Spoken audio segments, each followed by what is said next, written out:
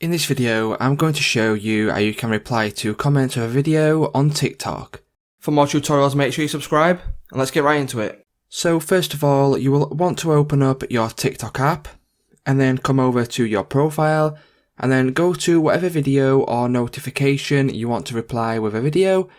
So I will open this video here and click on the comments, and as you can see, I've got a couple of comments here, and if I want to click on this one here, all you need to do to reply with a video is simply click on the little camera icon, which is this button here. And what that will do is it will allow you to reply with a video. So if you record the video as normal and then you are happy with it, all you need to do is simply click on the tick button and go through as you would usually.